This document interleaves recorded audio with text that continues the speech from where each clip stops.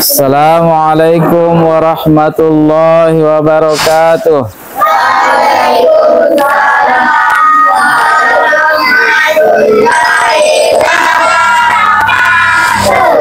Innal hamdalillah nahmaduhu wa nasta'inuhu wa nastaghfiruh wa na'udzu billahi min syururi anfusina wa min sayyiati a'malina. May yahdihillahu fala mudilla lahu wa may yudlilhu fala hadiya lahu. Asyhadu an la ilaha illallah wahdahu la syarika lah wa asyhadu anna Muhammadan abduhu wa rasuluh. Ya ayyuhalladzina amanu taqullaha haqqa tuqatih wa la tamutunna illa wa antum muslimun. Ya ayyuhan nasu taqu rabbakumul ladzi khalaqakum min nafsin wahidah wa khalaqa minha zawjaha wa batha minhuma rijalan katsiran wa nisaa wattaqullaha alladzi tasaaluna bihi wal arham innallaha kana 'alaikum raqiba. Ya ayyuhalladzina amanu taqullaha wa qulu qawlan sadida yuslih lakum a'malakum wa yaghfir lakum dhunubakum wa may yuti'illaha wa rasulahu faqad faza fawzan 'azima. Amma ba'd, fa inna asdaqal hadithi kitabullah wa khairal hadi Muhammadin sallallahu alaihi wasallam wa syarrul umuri muhdatsatuha fa inna kulla muhdatsatin bid'ah wa kulla bid'atin dhalalah wa kulla dhalalatin finnar. Alhamdulillah, senantiasa kita panjatkan puji syukur kita kehadirat Allah Subhanahu wa taala, di mana Allah Subhanahu wa taala yang Maha Pemurah lagi Pemaha Penyayang, yang tak henti-hentinya mencurahkan kepada kita seluruhnya berbagai macam rahmat dan kasih sayangnya. Kemudian salam dan salawat semoga senantiasa tercurah kepada junjungan Nabi kita tercinta Muhammad sallallahu alaihi wasallam, kepada seluruh keluarga beliau, sahabat-sahabat beliau, dan kepada seluruh umatnya yang mengikuti beliau dengan pengikutan yang baik. Baiklah adik-adikku sekalian, di antara perkara yang paling pokok dan perkara yang paling inti dalam agama kita adalah perkara ketauhidan, di mana perkara ini merupakan perkara yang terbesar dalam agama kita. Inilah yang menjadi inti keselamatan seorang hamba apabila dia betul-betul mentauhidkan Allah Subhanahu wa taala.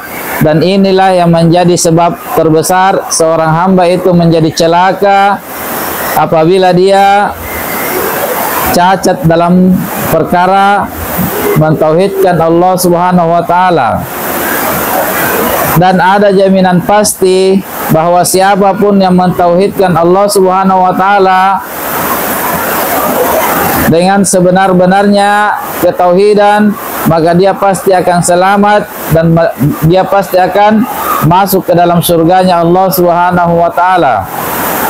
Dalam sebuah hadis Nabi sallallahu alaihi wasallam yang mulia yang terdapat dalam kitab Al-Arba'in An-Nawawiyah, Rasulullah sallallahu alaihi wasallam bersabda, apabila kalian wahai hamba-hambaku, kalian kembali kepadaku dengan membawa dosa sepenuh bumi, namun kalian datang kepadaku dalam keadaan kalian tidak membawa dosa syirik, menyekutukan aku dengan sesuatu apapun, maka aku akan datang kepada kalian dengan membawa ampunan sepenuh bumi itu pula.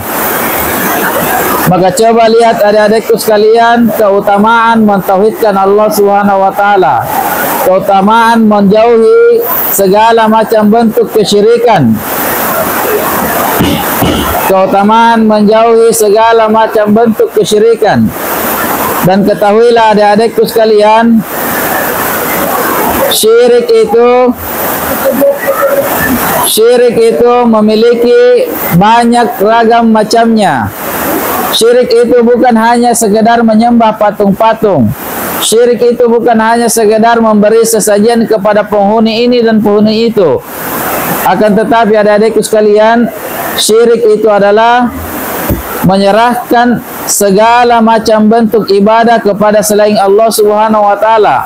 Dan ada juga bentuk-bentuk dari kesyirikan, yaitu berupa seseorang itu kondisi hatinya lebih memperturutkan hawa nafsunya dibandingkan perintah-perintah Allah Subhanahu wa taala.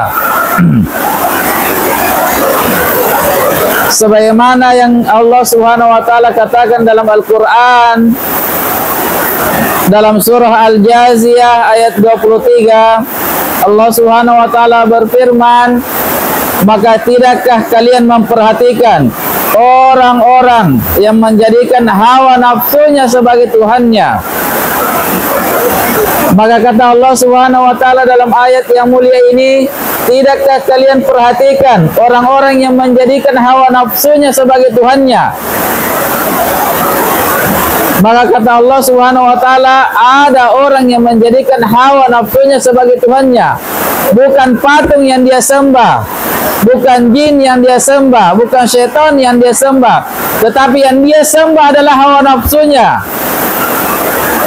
Apa maksud Allah Subhanahu wa taala orang-orang yang menjadikan hawa nafsunya sebagai Tuhannya?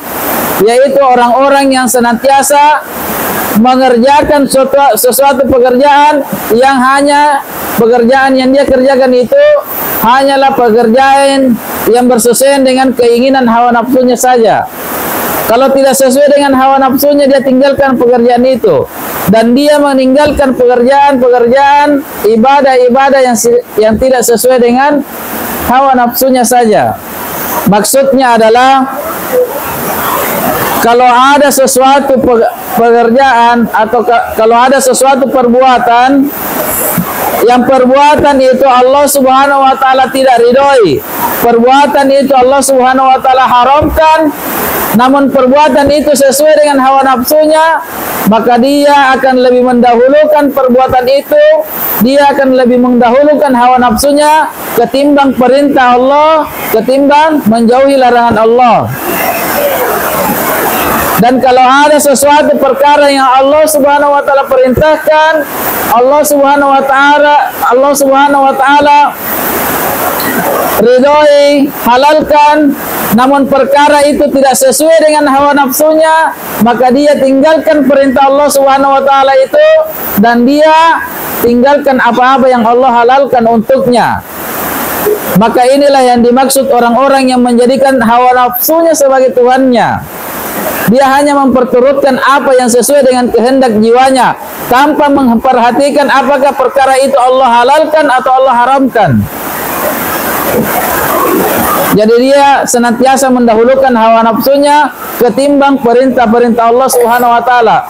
Maka kata Allah Subhanahu wa taala, tidakkah kalian memperhatikan, melihat orang-orang yang menjadikan hawa nafsunya sebagai Tuhan yang dia sembah selain Allah Subhanahu wa taala? Maka perhatikan ini adik-adikku sekalian. Syirik itu beragam macamnya, banyak macamnya. Perlu kita untuk mempelajari syirik ini. Karena syirik ini, kapan seseorang terjatuh ke dalam dosa syirik ini, maka jangan harap dia bisa selamat nanti di akhirat. Kalau dia bawa dosa syirik ini kembali kepada Allah Subhanahu wa taala, Allah Subhanahu wa taala sama sekali tidak akan ridho, tidak akan pernah mengampuni dosa syirik itu. Jangankan kita, para nabi pun diancam oleh Allah Subhanahu wa taala. Orang-orang tua dari nabi-nabi Allah Subhanahu wa taala yang paling Allah Subhanahu wa taala cintai pun Allah Subhanahu wa taala tidak akan ampuni kalau dia mati dalam keadaan membawa dosa syirik ini. Dan salah satu di antara dosa syirik yang Allah Subhanahu wa taala sebutkan dalam ayat yang tadi adalah orang-orang yang menjadikan hawa nafsunya sebagai Tuhannya. Maka perhatikan ini adik-adikku sekalian, bukan hanya kesyirikan itu kalau dia menyembah patung, kalau dia menyembah setan, kalau dia menyembah jin, akan tetapi syirik itu banyak ragamnya. Di antara ayat-ayat yang lain yang menjelaskan tentang perkara kesyirikan itu adalah ayat-ayat Allah Subhanahu wa taala yang menceritakan tentang orang-orang Yahudi itu menjadikan para rahib-rahib mereka sebagai rob-rob, Tuhan-Tuhan yang disembah selain Allah Subhanahu wa taala. Kata Allah Subhanahu wa taala, "Ittakhadhu ahbarahum wa ruhbanahum arbaban min dunillah." Maka mereka itu, kata Allah Subhanahu wa taala, orang-orang Yahudi dan Nasrani telah menjadikan para rahib-rahib mereka sebagai Tuhan yang disembah selain Allah Subhanahu wa taala. Bagaimana ceritanya mereka menjadikan rahib-rahib mereka itu sebagai Tuhan yang disembah selain Allah? Kata Nabi sallallahu alaihi wasallam, "Bukankah kalau Allah Subhanahu wa taala menghalalkan sesuatu, sementara rahib mereka mengharamkan perkara itu, mereka juga ingin ikut mengharamkan perkara itu. Mereka lebih condong terhadap perkataan para rahib mereka ketimbang ayat-ayat Allah Subhanahu wa taala."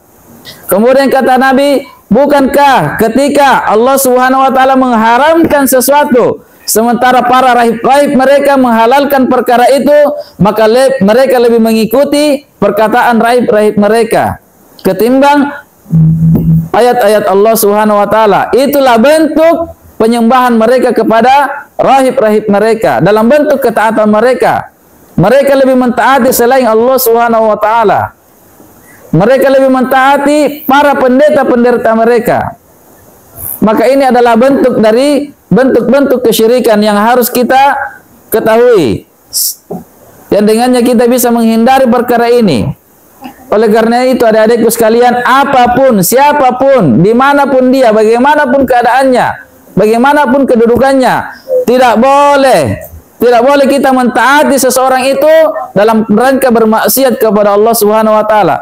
Kapan kita taati siapapun dia dalam rangka bermaksiat kepada Allah Subhanahu wa taala, maka boleh jadi kita termasuk dalam golongan orang-orang Yahudi dan Nasrani yang menjadikan rahib-rahib mereka sebagai Tuhan-Tuhan yang disembah selain Allah Subhanahu wa taala. Maka perhatikan perkara ini adik-adikku sekalian. Cukup kita menjauhi perkara ini, kita betul-betul mengingkari, menjauhi dengan sejauh-jauhnya perkara syirik ini, kemudian kita mati di atas tidak membawa dosa ini, maka pasti kita akan selamat, pasti kita akan masuk surga Allah Subhanahu wa taala. Namun ketahuilah adik-adikku sekalian, syirik itu banyak macamnya. Perlu kita ketahui agar kita bisa menghindari perkara dosa syirik ini. Beragam macamnya. Ada syirik dalam bentuk ucapan. Cukup orang berkata-kata saja itu sudah terjatuh dalam kesyirikan. Misalnya saja dia mengatakan, kalau dia kaget, dia katakan Muhammad, atau dia lebih mengagungkan sesuatu selain Allah Subhanahu wa taala, itu sudah termasuk dari ucapan-ucapan kesyirikan. Ada syirik dalam bentuk perbuatan dan ada syirik dalam bentuk keyakinan, ketaatan. Beragam macamnya kesyirikan yang harus kita ketahui agar kita bisa selamat dari neraka Allah Subhanahu wa taala dan kita bisa masuk ke dalam surga Allah Subhanahu wa taala. Dan ketahuilah adik-adikku sekalian, tidak ada dosa, tak ada satupun dosa yang lebih besar daripada dosa syirik ini. Yang kata Allah Subhanahu wa taala dalam Al-Qur'an, sesungguhnya Allah Subhanahu wa taala tidak akan pernah mengampuni dosa syirik, dan Allah Subhanahu wa taala mengampuni seluruh dosa selain dari dosa syirik ini bagi siapa yang Allah Subhanahu wa taala kehendaki. Allah Subhanahu wa taala akan mengampuni seluruh dosa dari selain dosa syirik ini bagi siapa yang Allah Subhanahu wa taala kehendaki. Artinya dosa syirik itu adalah dosa terbesar. Itulah dosa yang paling Allah Subhanahu wa taala murkai. Itulah dosa yang paling Allah Subhanahu wa taala benci, yang Allah Subhanahu wa taala tidak ridho dan tidak akan mau mengampuni dosa itu kalau dosa itu dibawa kembali kepada Allah Subhanahu wa taala. Maka dari itu adik-adikku sekalian, perkara yang paling inti, perkara yang paling pokok yang harus kita perhatikan sebelum kita sholat, sebelum kita puasa, sebelum kita zakat, sebelum kita haji, perhatikan perkara ini. Perhatikan perkara kesyirikan ini. Sebab perkara syirik ini menggugurkan seluruh amalan. Bukan hanya amalan, semua dosa tidak ada nilainya kalau dosa syirik ini kita miliki. Dosa berzina, dosa mencuri, dosa membunuh orang, tidak ada nilainya dosa itu kalau dosa syirik ini kita bawa kembali kepada Allah. Karena dosa syirik ini sudah mampu membuat seseorang itu berada dalam lapisan yang paling dalamnya neraka, dan dia akan kekal di dalam neraka. Maka tidak perlu dibalas dosa-dosa yang lain. Cukup dosa syirik ini, dia akan binasa dengan itu. Maka perhatikan dosa syirik ini. Tidak ada gunanya sholat, tidak ada gunanya puasa, tidak ada gunanya haji, setiap tahun naik haji. Tidak ada gunanya kalau dibawa dosa syirik ini kembali kepada Allah Subhanahu wa taala. Jangankan kita, Nabi sallallahu alaihi wasallam diancam oleh Allah Subhanahu wa taala. Nabi yang paling Allah Subhanahu wa taala cintai, manusia yang paling Allah Subhanahu wa taala muliakan, juga diancam oleh Allah Subhanahu wa taala dalam Al-Qur'an. Andai kata engkau ya Muhammad sallallahu alaihi wasallam, kata Allah, andai kata engkau berbuat syirik, maka akan hancur seluruh amalanmu. Tidak ada nilainya amalanmu, amalan solatmu, solat malammu, puasamu, hajimu, tidak ada nilainya di hadapan Allah Subhanahu wa taala kalau kamu mempersekutukan Allah Subhanahu wa taala dengan sesuatu apapun. Maka perhatikan ini adik-adikku sekalian, di dalam hidup kita ini adalah perkara yang paling pokok untuk kita perhatikan. Ini adalah perkara yang paling darurat untuk kita senantiasa mewanti-wantinya. Jangan sampai kita terjerumus dalam dosa ini kemudian kita tidak bertobat lalu kembali kepada Allah Subhanahu wa taala. Ini adalah perkara yang paling darurat. Ini adalah perkara yang paling pokok yang senantiasa hendaknya kita sebagai muslim dan muslimah kita perhatikan perkara ini. Jangan sekali-kali mau terjerumus ke dalam dosa ini.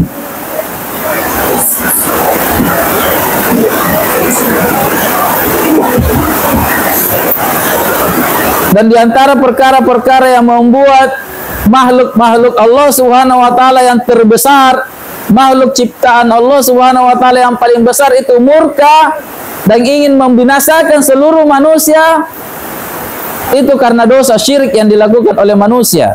Yang Allah Subhanahu wa taala ceritakan dalam Al-Qur'an, firmankan dalam Al-Qur'an, dan sering kita sampaikan ayat ini tentang orang-orang Nasrani yang mempersekutukan Allah Subhanahu wa taala dengan hambanya, dengan makhluknya.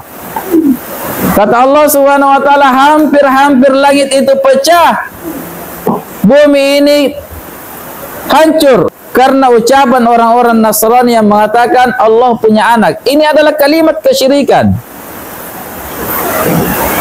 ucapan-ucapan kesyirikan. Maka hati-hati kita dengan ucapan ini.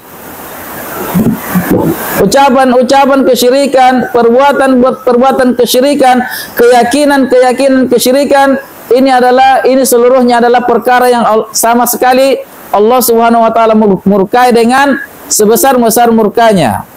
Tidak ada perkara yang lebih Allah Subhanahu wa taala murkai dari perkara kesyirikan ini. Jangan harap bisa selamat dengan membawa dosa ini. Orang tuanya Nabi, yang Nabi sallallahu alaihi wasallam betul-betul mencintai orang tuanya dan ingin dia doakan pengampunan kepada Allah Subhanahu wa taala. Namun Allah Subhanahu wa taala larang beliau, jangan doakan orang-orang yang sudah mati dalam kesyirikan. Maka dari itu adik-adikku sekalian, peringati orang tua kita, nasihati orang tua kita. Kalau perlu, jangan takut menyampaikan Al-Quran di hadapannya. Wahai ayahanda, ibunda, jangan lakukan perbuatan ini. Ini adalah kesyirikan yang membuat seseorang itu kekal dalam neraka. Kalau memang kita sayang terhadap orang tua kita, nasihati mereka. Jangan sampai mereka terjerumus ke dalam dosa itu, kemudian mereka tidak mengetahuinya dan mereka mati di atas dosa itu. Waliyadu billah.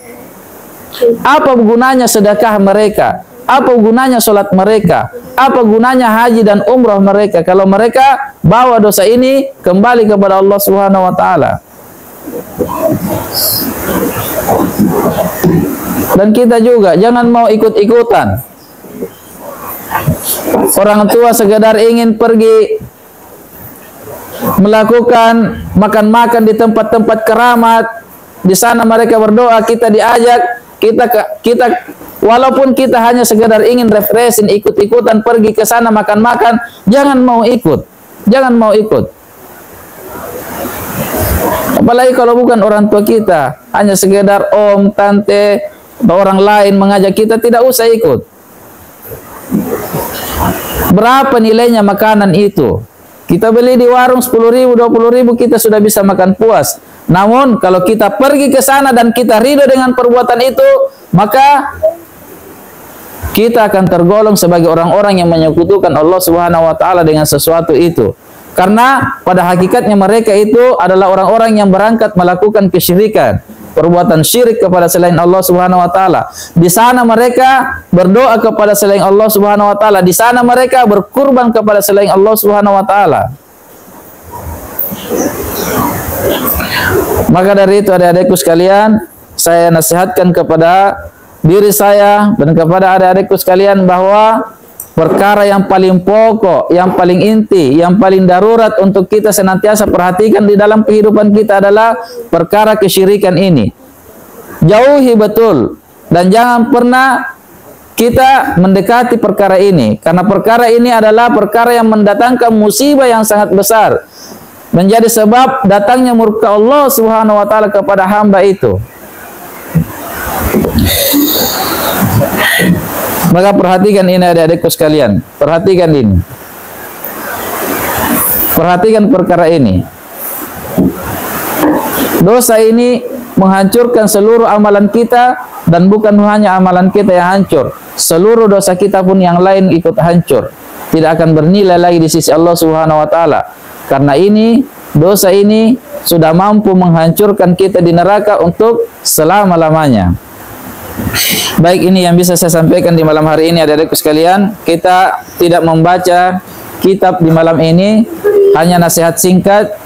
Semoga Allah Subhanahu wa taala menjaga kita seluruhnya dari perbuatan syirik ini, dari dosa syirik ini sekecil apapun itu, sampai kita seluruhnya kembali kepada Allah Subhanahu wa taala.